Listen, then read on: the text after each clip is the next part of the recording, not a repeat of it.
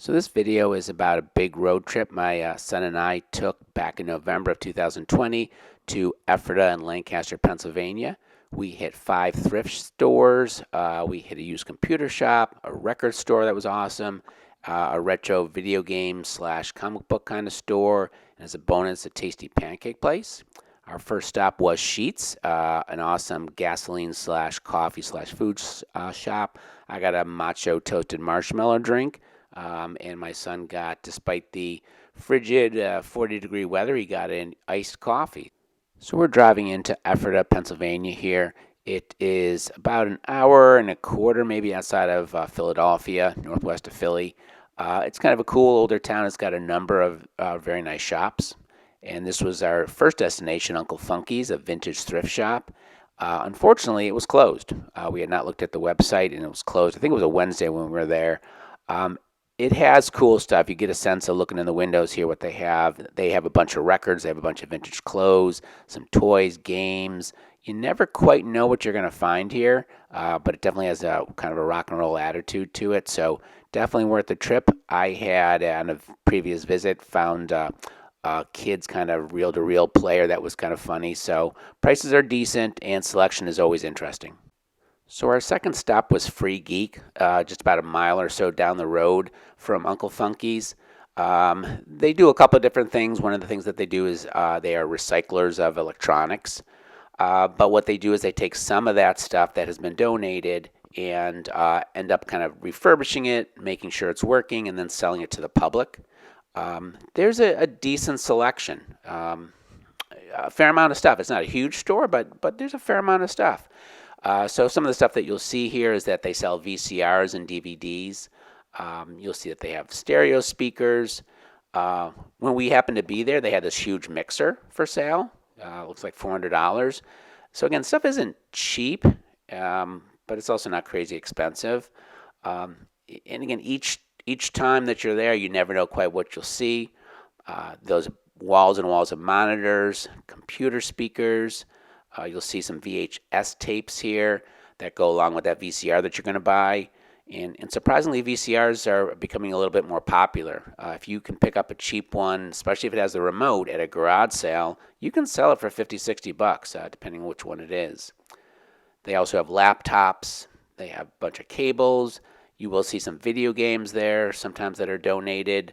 Again, you get kind of weird stuff like this random, I think it's a router and some other computer cards. These are buckets of mice, or mouses. Well, I don't know how to call it. Some of the keyboards. Again, once in a while you'll find an old clicky keyboard. And they're supposed to be starting up a vintage computer section with old Commodore 64, Apple IIe's, Tandy kind of stuff. I've talked to them about it. That's their plan. As of this date, I'm not sure whether they have or haven't done that. So our next stop, also in Ephrata, was Record Connection. They're not even 10 minutes away from Free Geek. They have a huge selection, and you're going to see here that they have tapes, like a huge wall, like a full wall of tapes. They have racks and racks of CDs. And of course they have records, both new and used, and you will pay accordingly. Prices are reasonable. You will see that it's pretty well organized, as are the tapes and the CDs, like a lot of organized by genre, so you'll see a jazz section, a country section, there's a metal section.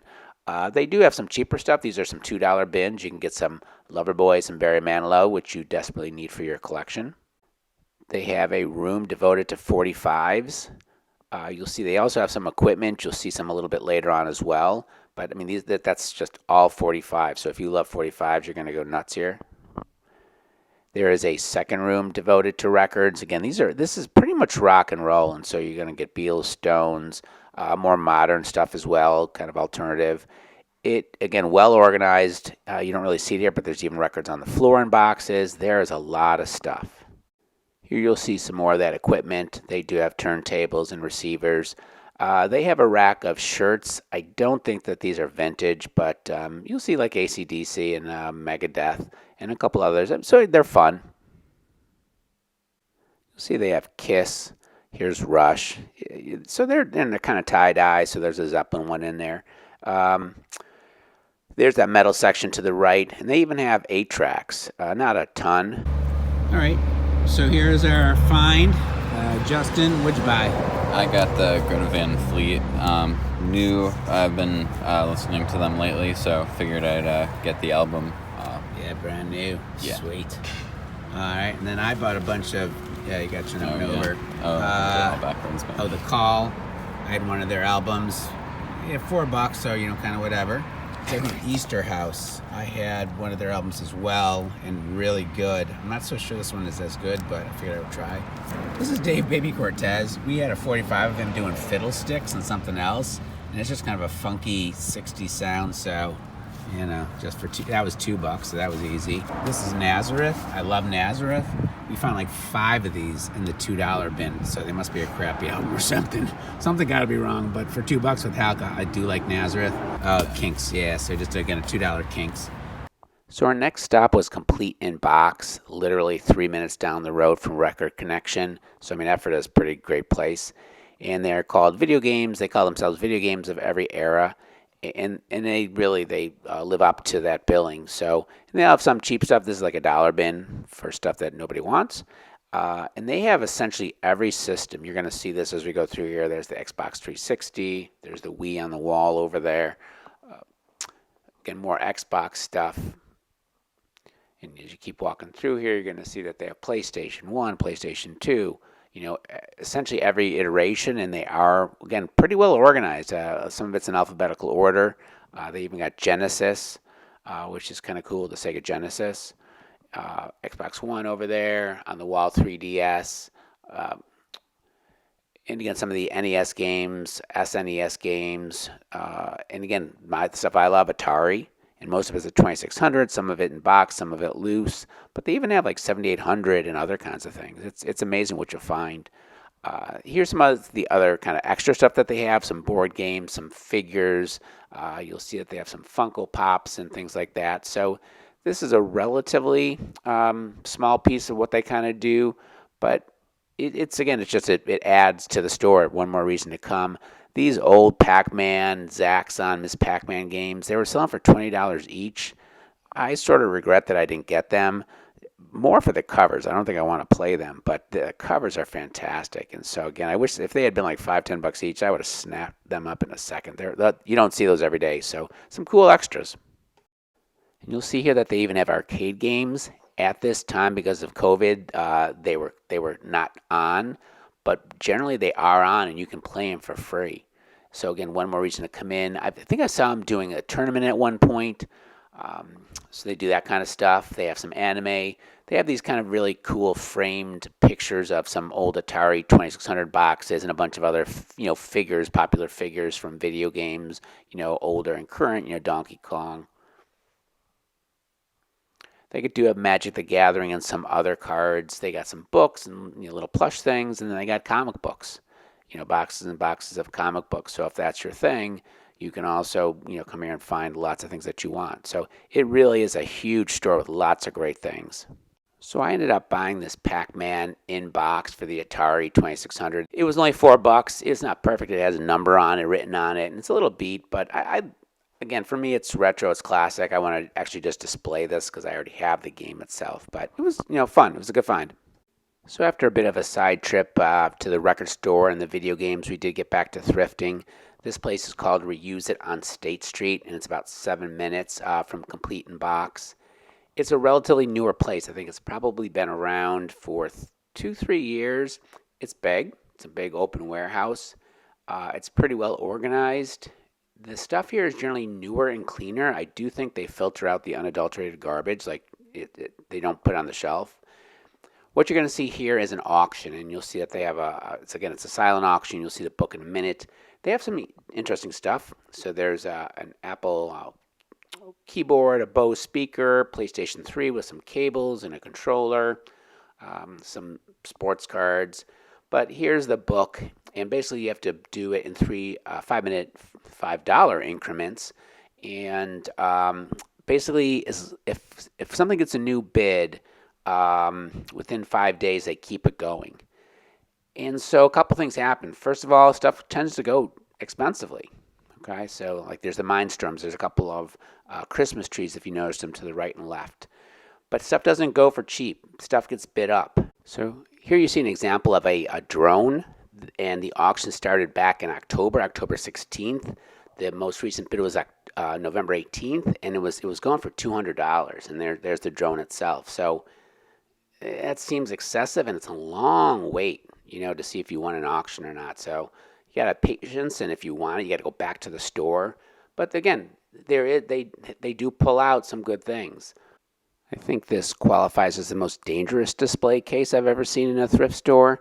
That's a gun, though I think it's like a pellet gun or a paint gun, but that's a hell of a lot of knives, man. So they have the usual housewares, again, relatively well organized, tons of clothes. We don't care about that.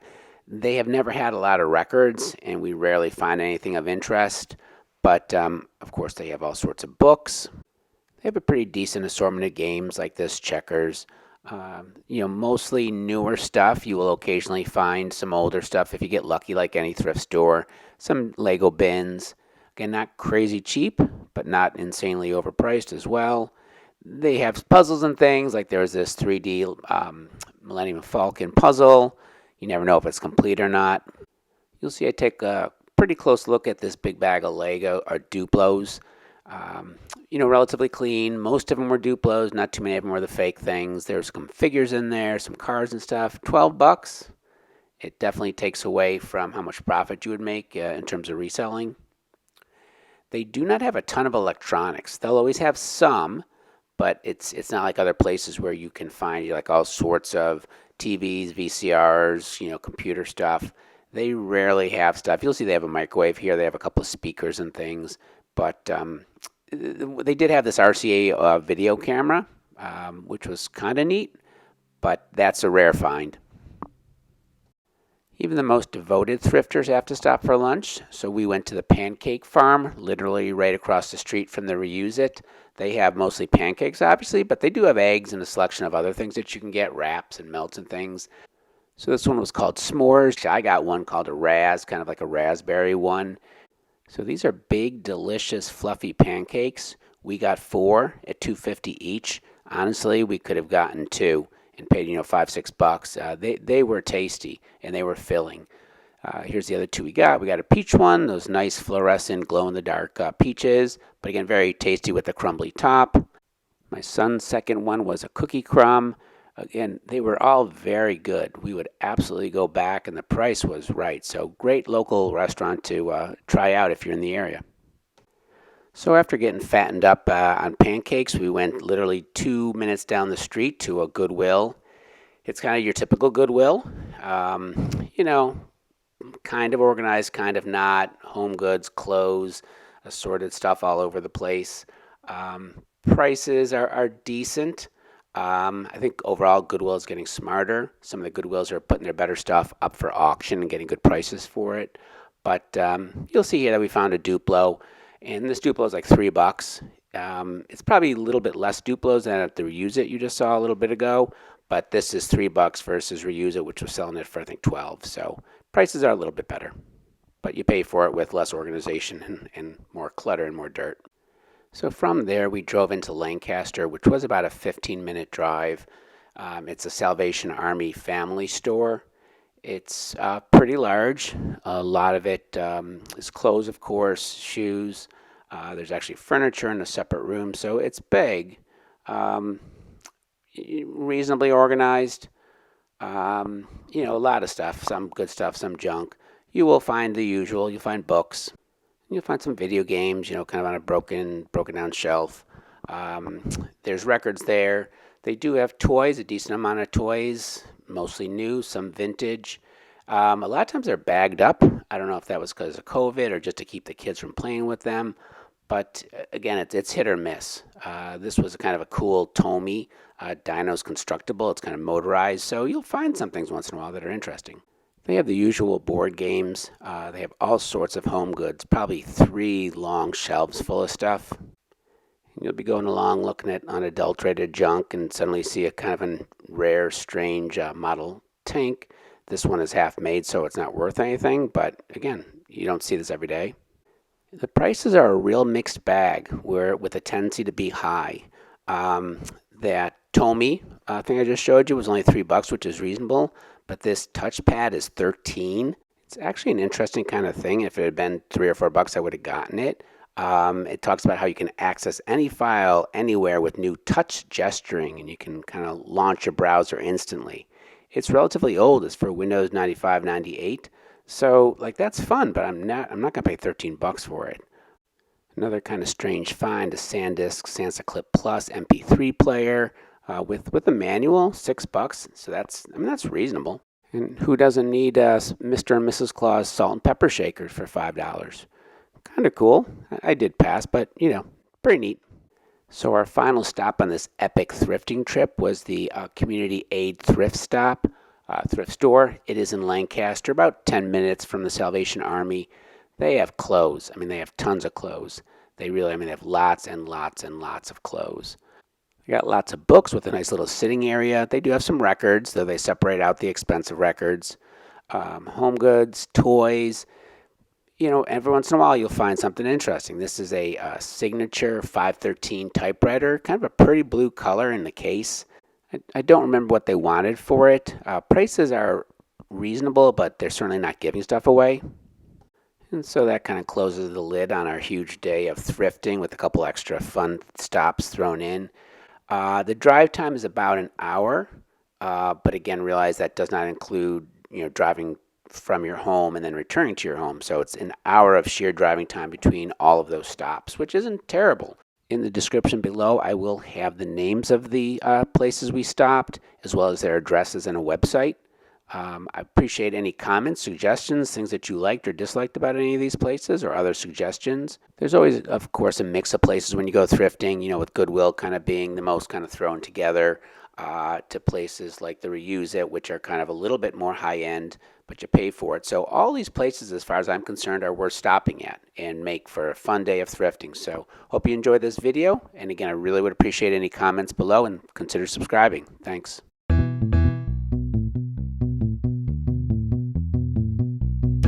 I search thrift stores, Goodwills, garage sales, and more for possible treasures. Then I decide whether to purchase or pass. Watch what I do and decide for yourself. Would you buy it?